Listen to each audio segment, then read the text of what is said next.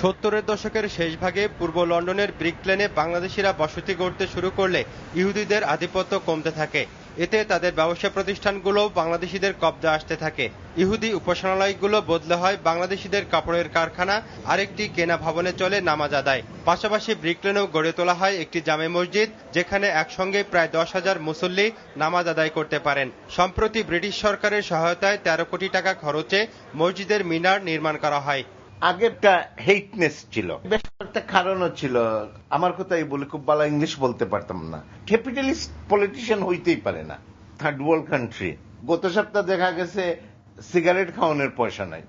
এখন ওর দল বা ওর স্বাস্থ্য ভাই, খালতো ভাই, মামতো ভাই লাকিলি এমপি হয়ে গেছে, বাবা ওর টাকার অভাব নেই। কিন্তু এই দেশে আপনি এগুলো করতে পারবেন না। আমি স্পেনে যাই, এখানে যাই, বাংলাদেশে যাওয়ার ইচ্ছা থাকে কিন্তু যাই না, বাবারে problem. Safety is a big issue. এমপির হাতে পুলিশের সবকিছু। পলিটিক্যাল ব্যাপার বন্ধ করে আইনকে আইনের জায়গায় করতে দাও।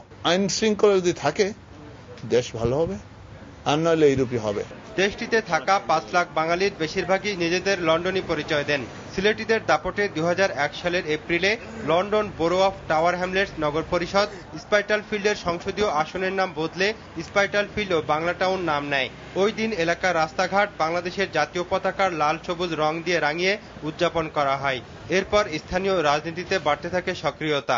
2010 সালে লেবার পার্টি থেকে রুশনারা আলী প্রথম ব্রিটিশ বাঙালি এমপি নির্বাচিত হন।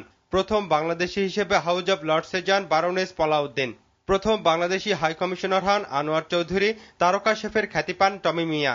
এভাবে সঙ্গীত, উপস্থাপনা, কোরিওগ্রাফ সহ নানা পেশায় সফলভাবে এগিয়ে যান বাঙালিরা আগে ব্রিটিশ সোসাইটির সাথে তেমন মেলামেশা করতো না, তারা নিজেরা বসবাস করত। এখন লেখাপড়া শিখে সমাজের বিভিন্ন স্তরে তারা নিজেদেরকে প্রতিষ্ঠিত করে ফেলেছে অলরেডি। এটা খুবই আমাদের জন্য গর্বের বিষয়। বাঙালিদের এমন দাপটে চিন্তায় আছে অন্য জাতিগোষ্ঠীর মানুষ, বিশেষ করে অন্তর্জালা বাড়ছে ইংলিশদের। শুরুর দিকের বাংলাদেশিরা টাওয়ার হ্যামলেটস ও আশপাশের অঞ্চলের ছোট ছোট কামরায় বসবাস করলেও পুরো লন্ডন জুড়ে বাঙালিদের অবস্থান এখন অনেকটাই সুসংহত। বর্তমানের বাংলাদেশিরা একটি উন্নত লাভ করা প্রজন্ম, যারা মূলধারার ব্যবসা বাণিজ্য ও রাজনীতিতে তাদের অবস্থান করে নিয়েছে।